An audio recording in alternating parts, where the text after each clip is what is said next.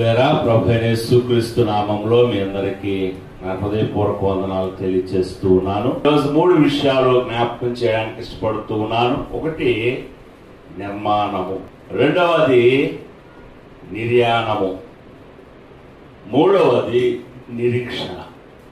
దేవుని వాక్యం వింటున్నప్పుడు లూదియా హృదయం తెరవబడింది. ఆరాధనలో ఇహలోక సంబంధమైన ఆలోచనలు మూయబడాలి, ఆత్మ సంబంధమైన కన్నులు హృదయము తెరవబడాలి. అందుకే ఆరాధన.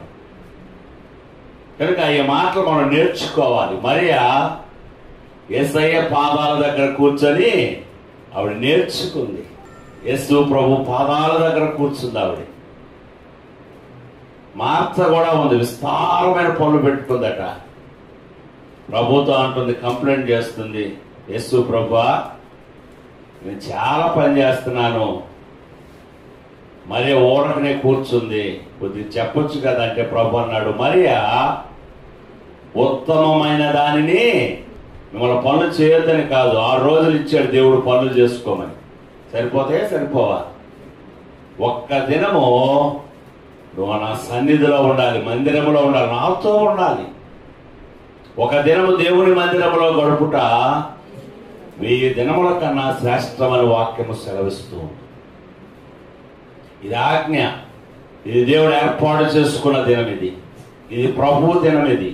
ఇది యేసు ప్రభు తిరిగి లేచిన దినం. ఈ పునరుత్థాన ఆదివారము. మనం ఏ పని చేయకూడదు, వ్యాపారం చేయకూడదు, ఉద్యోగం చేయకూడదు. దేవుని సన్నిధిలోనే మనం ఉండాలి, దేవునితో ఉండాలి. ఇది దేవుని మందిరం, దేవుడు ఉండే స్థలం. ఇది ఒక యెరూషలేము. యెరూషలేమా, నిన్ను ప్రేమించిన వారు వర్ధిల్లుతారు. నీ ప్రాకారంలో నెమ్మదున్నది. యెరూషలేమును మరిచిన వారు తమ నేర్పును మర్చిపోతారు. కనుక 3 విషయాలు జ్ఞాపకం చేయాలని పరిశుద్ధాత్మ దేవుడు తెలియపరుస్తూ ఉన్నారు. ఒకటి నిర్మాణము, రెండవది నిర్యాణము, మూడవది నిరీక్షణ. ఈ 3 మాటలు పరిశుద్ధ గ్రంథం నుంచి జ్ఞాపకం చేసుకున్నా. కళ్ళు మూసుకుని ప్రార్థన చేసుకున్నా. పాత్రుడా, స్తోత్రార్హుడా, గొప్ప దేవ, ఆశ్చర్యకరుడు, ఆలోచనకర్త, బలవంతుడైన ప్రభువా, నేను స్తుతిస్తున్నాము, గణపరుస్తున్నాము, మహిమపరుస్తున్నాము, ఆరాధిస్తున్నాము. నాయన నీకు వందనాలు.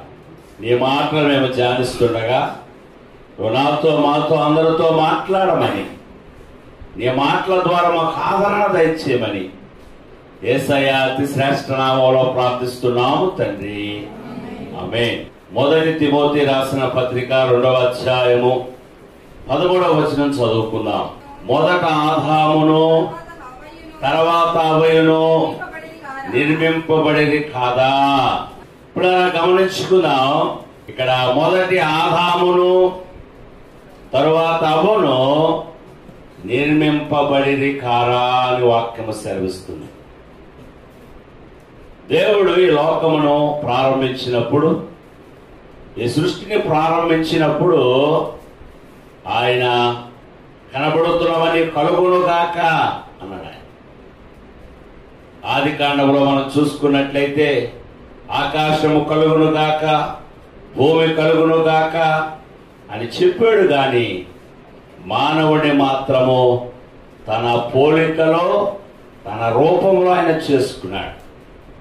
ఆది కాండము 2వ అధ్యాయము 7వ వచనం చదువుకుందాం. దేవుడైన యెహోవా నేల మట్టితో నరుని నిర్మించి వాని నాసికారంధ్రములో జీవవాయువు ఊదగా నరుడు జీవాత్మాయను. కనుక దేవుడైన యెహోవా ఈ మనిషిని ఏ విధంగా నిర్మించాడంటే, నేల నుంచి మట్టిని తీసి తన పోలికలో, తన రూపంలో ఓ చక్కని బొమ్మను ఆయన నిర్మించాడు. ఇదే ఆది కాండంలో మనం చూసుకున్నట్లయితే 1వ అధ్యాయం 26వ వచనంలో కొన్ని మాటలు జ్ఞాపకం చేస్తూ ఉన్నాడు. దేవుడు తన స్వరూపమందు తన పోలిక చొప్పున నరులను చేయుదము. వారు సముద్రపు చేపలను, ఆకాశ పక్షులను, పశువులను, సమస్త భూమిని, భూమి మీద ప్రాకు జంతువులను ఏలుదురు కాకని పలికెను. ఇప్పుడు అలా గమనించండి. మరి భూమి మీద ఉన్న సమస్తలను ఏలడానికి, నడిపించడానికి దేవుడు తన పోలికలో, తన రూపంలో దేవుడు మానవుడిని చేశాడు. కనుక ఆ తర్వాత ఆయన సృష్టి అంతా చూసుకున్నాడట. చూసుకున్నప్పుడు అన్ని బాగున్నాయి కానీ ఒకటి బాగోలేదు. ఆ దేవుడి బాగోలేదు. నరుడు ఒంటిగా ఉండుట మంచిది కాదు. నరుడు ఒంటిగా ఉండడం మంచిది కాదు. ఆయనకి సాటి అయిన సహాయం ఒకటి కావాలని, ఇంకొక బొమ్మను చేస్తే రెండు కలుసుకుంటాయో లేవోనని దేవుడు ఆలోచన చేసి ఆదామునకు గాఢ నిద్ర కలుగజేసి ఆయన ప్రక్కటి ఎముకలో ఒక ఎముకను తీసి స్త్రీగా చేసి ఆయన ముందు నిలబెట్టాడు. ఆదాము ముందు నిలబెట్టగానే ఆదాము అంటాడు, నా ఎముకల్లో ఎముక, నా మాంసములో మాంసము, ఇది నరుల్లో నుంచి తీయబడింది కనుక నారి అనబడు. కనుక మొదట ఆదామును అవయు నిర్మింపబడిరి కారా. ఇది నిర్మాణం. చాలా మంది అంటారు మనిషి కోతి నుండి పుట్టాడని. ఇంకా రకరకాలుగా చాలా విషయాలు జ్ఞాపకం చేస్తున్నారు. దాని అన్ని ఫెయిల్ అయిపోయి పరిశుద్ధ గ్రంథమైన బైబిలే మనకి స్టాండర్డ్ గా కనబడుతుంది.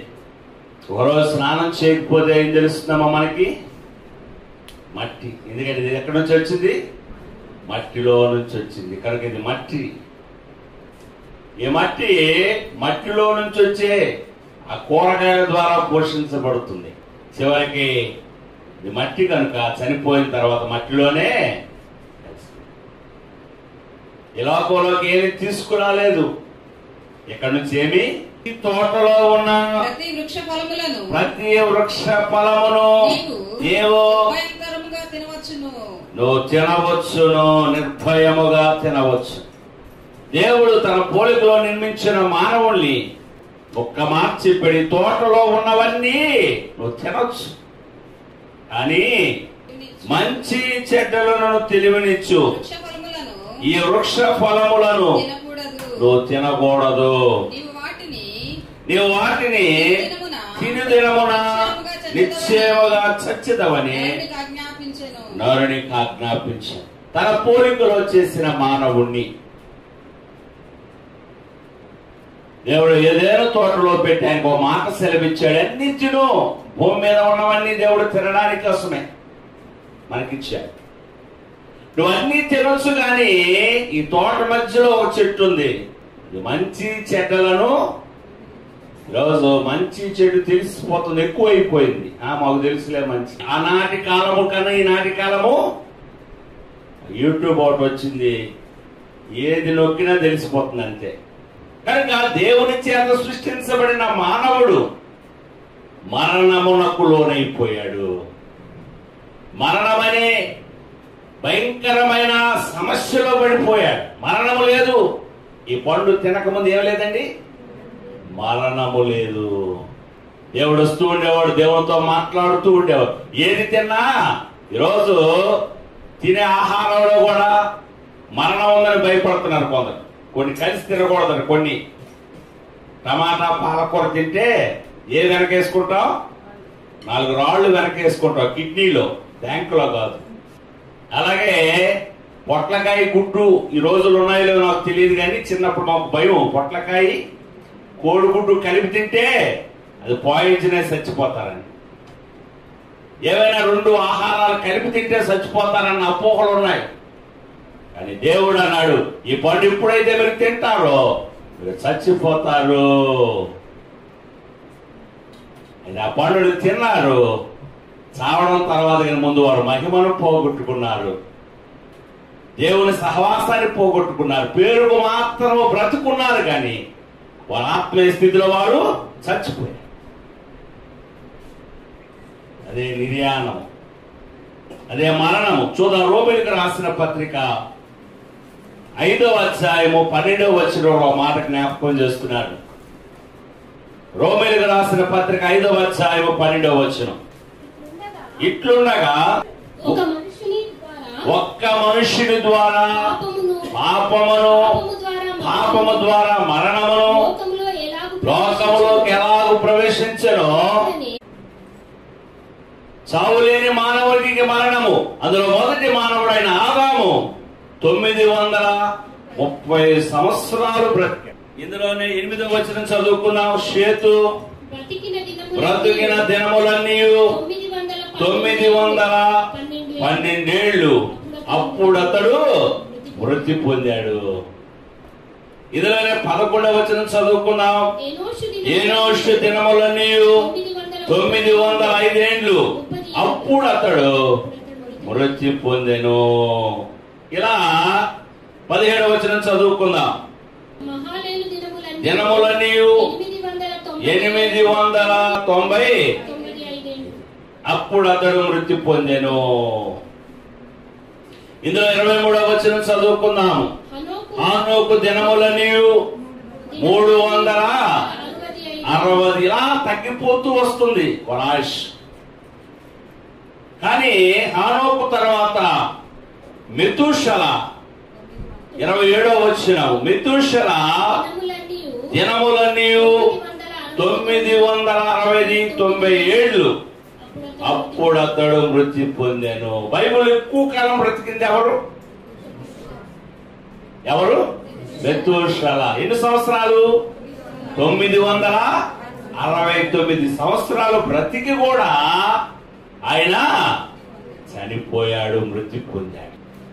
జనులు విస్తరిస్తున్నారు. అధిక బలం ఉండి ఇంకో 10 సంవత్సరాలు ఎక్కువ బ్రతుకుతారు. కానీ అది ఎలా ఉండదట? ఆయాసము, దుఃఖమే. అది త్వరగా గతించిపోవును.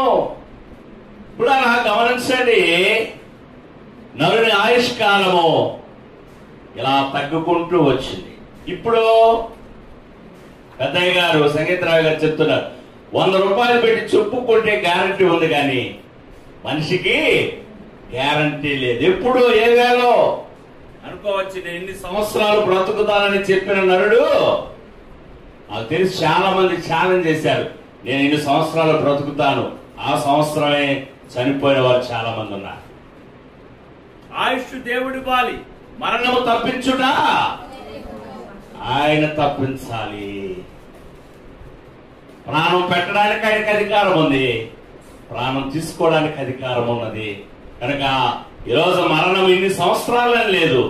ఎప్పుడైనా బాల్యమందు, యవనమందు, ముదివేయందు, బోరను, అడవను, ఉదక మధ్యమును మరణము తథ్యము. శతవత్సరముల విత్తము చెప్పిరి గాని నమ్మరాదా మాట నెమ్మనమున. 100 సంవత్సరాలు బ్రతుకుతారని చెప్పారు, కానీ ఎప్పుడు చనిపోతామో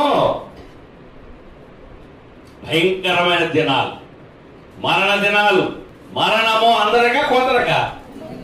అందరికీ వచ్చును గనుక బ్రతుకువారు దాన్ని మనస్సును పెడతారు. బ్రతికున్న మనం ఈ మరణమనే ముళ్ళు, ఈ మరణమనే పోటు, మరణము తప్పించుకునుట అంత సులువేమీ కాదు. దానికి జాలి ఉండదు. మరణానికి ఏముండదండి? జాలి, దయ. అవి మరణం అట్లా తల్లి బిడ్డలను వేరు చేసేది. ఎంతో అన్యాయంగా ఉన్న భార్యాభర్తలను విడదీసే మరణం. ఎంత శక్తి దానికి. అలాంటి భయంకర మరణం మన అపరాధములను బట్టి భూమి మీదకి వచ్చింది. భక్తుడు అంటాడు, అయ్యో ఇట్టి మరణకరమైన శరీరము నుండి నన్ను ఎవరు తప్పిస్తారు, ఎవరు విడిపిస్తారు? డాక్టర్ల వల్ల అవుద్దామా? ఒక్కో ఇంజక్షన్ 1,00,000 రూపాయలట, 50,000 రూపాయలు ఒక్కొక్క ఇంజక్షన్. ఆ ఇంజక్షన్ ఇచ్చి డాక్టర్లు అంటారమ్మా, మా ప్రయత్నం మేము చేశాము, ఆ పైన మేము 1,00,000 రూపాయలు ఇంజక్షన్ ఇచ్చాము, బ్రతుకుతారని చెప్పగలిగే డాక్టర్ ఉన్నారా? ఈరోజు ఈ మరణం గురించి ఒకసారి ఆలోచించాలని సంఘానికి జ్ఞాపకం చేస్తున్నాను. చాలా భయంకరమైనది. ఎప్పుడో, ఎక్కడో, ఏ వయసులోనో నేను ఆరోగ్యంగా ఉన్నాను పర్వాలేదు అనుకుంటామేమో, ఈ మధ్యన సర్వేలో నేను చూస్తుంటే మట్టి నిన్ను స్తుతించునా, సజీవులే కదా నిన్ను ఆరాధించి. మనం బ్రతికుంటే, మనం ఆయుష్ కలిగి ఉంటే దేవుడిని ఆరాధిస్తూ ఉండాలి. దేవునికి ఇష్టం. ఇశ్రాయేలు స్తుతుల మీద దేవుడు ఆసీనుడుగా ఉన్నాడు. ఈరోజు మంచి ఆరాధన. ఇలాంటి ఆరాధన పోగొట్టుకున్నామంటే నీకన్నా ఆ దరిద్రుడు ఇంకెవరు ఉండరు. యవనస్తులు ఎంతో డెడికేషన్తో వారి జీవితాలను సమర్పించుకొని, ఈరోజు యవనస్తులు ఎలా ఉన్నారు? సినిమా హాల్లో ఉన్నారు, ఎక్కడెక్కడో తిరుగుతున్నారు. గ్రేస్ టవర్ లో ఉన్న యవనస్తులు, అయ్యగారి దగ్గరకు వచ్చిన యవనస్తులు ఒక యోధుల్లాగా, ఒక సాధనాలు వలె దేవుని కోసం వాడబడుతున్నారు. అందుని బట్టి గ్రేస్ టవర్ బట్టి దేవునికి మహిమ కలుగును గాక.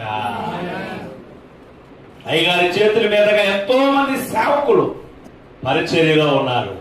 ఎంతో మంది నువ్వెందుకు పనికి రావురా, సమాజంలో తీసేసిన వారు, పారేసిన వారు. బైబిల్లో మాట ఉంది, తీసేసిన రాయి, పారేసిన రాయి మూలకు తలరాయిగా మారినట్లుగా ఈరోజు సమాజంలో ఎందుకు నువ్వు పనికిరావు, నువ్వు దేనికి పనికిరావు అని విసిరేసిన వారు, పారేసిన వారు గ్రేస్ టవర్ లో చేరుతారు. వారు దేవుని రాజ్యంలో మూలరాలుగా మాయపడుతున్నారు. దేవునికి మహిమ కలుగును గాక. అందుకు దేవుడు అయ్యగారికి ఆయుష్ ఇచ్చాడు. ఇంకా వారిని ప్రార్థన చేయాలి. ఆయన కోసం జీవించట్లేదు, దేవుని కోసము, దేవుని పని కోసం ఆయన జీవించి ఉన్నాడు. ఆయన మనసు కోరుకునేదేంటి? ఆయన బాధపడేది ఇద్దరు కలిసి వెళ్ళిపోదాం అనుకున్నామండి, అమ్మగారు మాత్రమే ముందెళ్ళింది. అది దేవుని చిత్తము. ఆయన చేయవలసిన పనులు చాలా కనుక ఎంత భయంకరమైన మరణము మనుష్యుని వెంటాడుతూ ఉంది. ఇప్పుడు అలా జాలి దయ లేనిది కనుక సాతాను వాళ్ళని చంపాలని ప్రయత్నిస్తున్నాడు. దేవుడేమో మనం రక్షించాలని ప్రయత్నిస్తున్నాడు. సాతానిచ్చి బాధపడిన తర్వాత రమారవి 3 గంటలకి తన ప్రాణమును, తన ఆత్మను దేవునికి అప్పగించి ఆయన తలవాల్చాడు, మరణించాడు. వెంటనే మరణం ఇంగేసింది. ఇప్పుడు ఈయన యేసు ప్రభు తిరిగి లేవకూడదు. ప్రభు అన్నాడు, ఈ దేవాలయం పడగొట్టి 3 రోజుల్లో కడతానన్నాడు ఆయన. ఆ మాట ఎవరు గుర్తుంది? దేవుని పిల్లలు మర్చిపోయారు కానీ, శిష్యులు మర్చిపోయారు. ఎవరు గుర్తుందమ్మా? సిలువ వేసిన సుంకరులకు, పరిసయ్యులకు, శాస్త్రులకు గుర్తుంది. ఈయన బ్రతికున్నప్పుడు ఏం చెప్పాడో తెలుసా? 3వ నాడు తిరిగి లెగుస్తానన్నాడు. జాగ్రత్త అనగానే ఆయన సమాధి చేశారు. సమాధి ఆయన మీద, మరణం ఆయన మీద కూర్చుందట. ఆ తర్వాత సమాధి ఆయన మీద ఉందట. ఆ మీద ఏ సమాధికి బండలు ఉండవు. యేసయ్య సమాధికి ఏమేశారండి? బండ. సమాధానం లేని వారికి సమాధానం దేవుడిచ్చాడు. ఎప్పుడు యేసయ్య పాదాల దగ్గర కూర్చున్న మరియ ప్రభుని ఎదుర్కోవడానికి రాలా, కొద్ది జరిగింది. ఎవరమ్మా? ఎప్పుడు వంటలు చేసుకున్న మార్త వంటలు చేసుకున్న వాక్యాన్ని వింటుంది, పరిగెట్టుకుంటూ ప్రభుని ఎదుర్కొందట. ప్రభువా, ఒక మాట అడిగింది కలవగానే, నువ్వు నీకు వార్త చెప్పగానే వచ్చుంటే బ్రతికుండేవాడేమో, నువ్వు మాతో ఉండుంటే లాజరు బ్రతికేవాడేమో. కానీ క్రైస్తవులకు దేవుడిచ్చిన నిరీక్షణ ఏమిటంటే, క్రీస్తునందు నిద్రించిన వారు తిరిగి లేపబడతారు. గొప్ప నిరీక్షణ. చనిపోయిన వారు ఏ కుక్కలాగో నక్కలాగో పుడతారని, కాకిలాగా పుడతారని చాలా మంది చెప్తారు. కాకులు వచ్చి తింటాయని. కాకులు ఏం తింటాయండి? మీ నాన్న రూపంలో, అమ్మ రూపంలో కాకులు వస్తాయా? ప్రభువాడు వీళ్ళు పిచ్చుకల కన్నా శ్రేష్ఠులు. దేవుడు మన కాకులుగా చేయలేదు, పిచ్చుకలుగా చేయలేదు, వాటికన్నా శ్రేష్ఠులుగా చేశాడు ఆయన. చాలా సార్లు మామిడికాయ టెంక తెలుసమ్మా? మామిడికాయ టెంక తిన్నారా? మొన్న బాగా తిని ఏం చేస్తారు? టెంక డస్ట్బిన్ మీద పడేస్తారు. ఇక్కడ పల్లెటూరులో అయితే పెంట కుప్పల మీద పడేస్తారు. ఏమని పడేస్తారు? పనికిరావు పో అని పడేస్తారట, పారేస్తారు.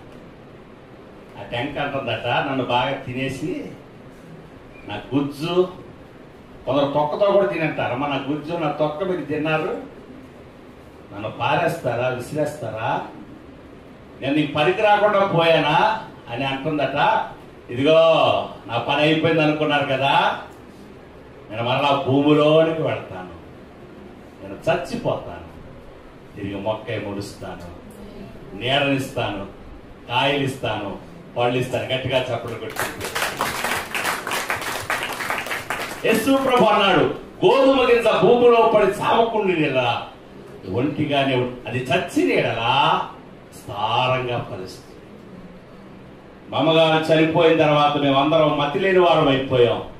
ఇది అమ్మగారు చనిపోయిన తర్వాత దేవుడు మా సేవను విస్తరింపచేశాడు. గ్రేస్ డౌన్ దేవుడు బహుగా ఆశీర్వదించబోతున్నాడు, బహుగా దీవించబోతున్నాడు, దీన్ని విస్తరింప చేయబోతున్నాడు.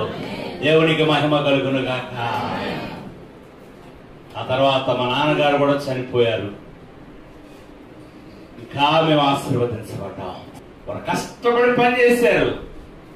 అదంతా మాకు ఆశీర్వాదక్రమగా దేవుడు మార్చాడు. కష్టాలన్నీ వాళ్ళు తీసుకున్నారు, ఆశీర్వాదాలు మాకు మిగిల్చిపెట్టారు. కనుక ఇక్కడ ఏమైనా జ్ఞాపకం చేస్తారు, నిరీక్షణ లేని ఇతర వలే నిద్రించిన వారి గురించి ఇష్టము లేదు.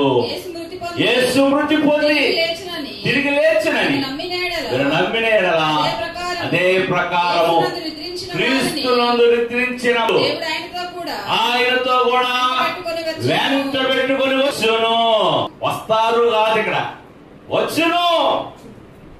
తర్వాత ప్రభు మాటను బట్టి మీతో చెప్పినదేమనగా, ప్రభు రాకడ వరకు సజీవులమై నిల్చుండు మనము ముందుగా ఆయన సన్నిధికి చేరము. చక్కని మాట, అర్పాటముతో ప్రధాన శబ్దముతో దేవుని బోరతో పరలోకము నుండి ప్రభు దిగి వస్తాడు. జరిగేది ఏమిటో తెలుసా? క్రీస్తునందు మృతులైన మన పితరులు, అందరూ కాదు ఎవరమ్మా? యేసు ప్రభు నమ్ముకొని తండ్రి కుమార పరిశుద్ధాత్మనామములో బాప్తిసం తీసుకొని వాక్యానుసారముగా జీవించి చనిపోయిన వారు సమాధులు తెరవబడతాయి, వారు లేపబడతారు. మరి అమ్మగారు సమాధిలో నుంచి వెలుస్తుంది. మరి అయ్యగారు ఎలా కలుసుకుంటారు అమ్మగారిని? ఆ మీదట సజీవులమై నిలిచిండు మనము వారితో కూడా ఏకముగా ప్రభువుని ఎదుర్కొంటాము. ఏమర్థమైందో మీకు? నిరీక్షణ. హెబ్రీయులకు రాసిన పత్రిక 11వ అధ్యాయము 10వ వచనంలో మాట జ్ఞాపకం చేస్తున్నాను, చూడండి. ఏలయనగా దేవుడు దేనికి శిల్పియు నిర్మాణకుడై ఉన్నాడు, పునాదులు కలిగిన పట్టణము కొరకు. అబ్రహాము దేవుడు దేనికి శిల్పియు నిర్మాణకుడై ఉన్నాడు, పునాదులు కలిగిన పట్టణం కోసం అబ్రహాము ఎదురు చూస్తూ ఉన్నాడు. యేసు ప్రభు ఇంకో మాట అన్నాడు, యోహాను రాసిన సువార్త 14వ అధ్యాయము ప్రారంభ వచనంలో చూసుకున్నట్లయితే ప్రభు కూడా మాట సెలవిస్తున్నాడు. ఇక్కడ మీ హృదయములను, ఈరోజు అయ్యగారిని చెప్పే మాట, మీ హృదయములను కలవరపడనీకుడి. దేవుని యందు విశ్వాసం ఉంచారు, నా యందు విశ్వాసం ఉంచండి. నా తండ్రి ఇంట అనేక నివాసములు కలవు. ఇల్లు లేనివాడు బాధపడద్దు, మాకు ఇల్లు రాలేదండి. ప్రభు అన్నాడు, మీ హృదయములను కలవరపడనివ్వద్దు. దేవుని యందు విశ్వాసం నాయందును నా తండ్రి ఇంట అనేక నివాసములున్నవి, లేని ఎడల నీతో చెప్పుదును. నేను స్థలము సిద్ధపరచడానికి వెళ్ళుచున్నాను. నేను వెళ్ళి మీకు స్థలము సిద్ధపరచిన ఎడల నేనుండు స్థలములో మీరు ఉండులాగున మరలా తీసుకొని వెళ్ళిపోయిన వారి సంగతి ఆలోచించవద్దు, ఉండేవారు ఆలోచించాల. ప్రభు అన్నాడు, మీ హృదయములను పురములోనికి నీవు నేను వెళ్ళాలి. అందుకోసమే అబ్రహాం అంటాడు, దేవుడు దేనికి శిల్పియు నిర్మాణకుడై ఉన్నాడు, పునాదులు కలిగిన పట్టణం. ఆ పట్టణంలో ఒకరోజు మనం చేరపోతాడు, కన్నీరు ఉండదట, బాధలు ఉండవట, ఇబ్బందులు ఉండవట. అంటే పట్టణానికి నువ్వు చేరబోది మన నిరీక్షణ. భూమి నాశనం కావడానికి సిద్ధంగా ఉంది. ఆ తర్వాత చంద్రమండలానికో ఇంద్రమండలానికో వెళ్ళం మనం. ఎక్కడికి వెళ్తామండి? ఆ తండ్రి నివాసములకు. మొదటగా దేవుడు నిర్మించుకున్నాడు మనల్ని. నిర్మించుకున్న మనము దేవుని మాట వినక మరణమునకు గురైపోయాం, అనగా నిర్యాణము. ఆ మరణమును తప్పించడానికి దేవుడే మానవుడిగా ఈ లోకానికి వచ్చి మన కోసము చనిపోయి తిరిగి లేచి ఆ పునరుద్ధాన శక్తిని మనకు దేవుడు. క్రీస్తునందు మృతి పొందిన వారు తిరిగి లేపబడతారన్న నిరీక్షణ ఈ లోకంలో చాలా గొప్పది. చనిపోయిన వారి గురించి బాధపడద్దు, దుఃఖపడద్దు. ఒకరోజు ఆయన మనం చూస్తావా లేదా? గుర్తుపడతావా లేదా?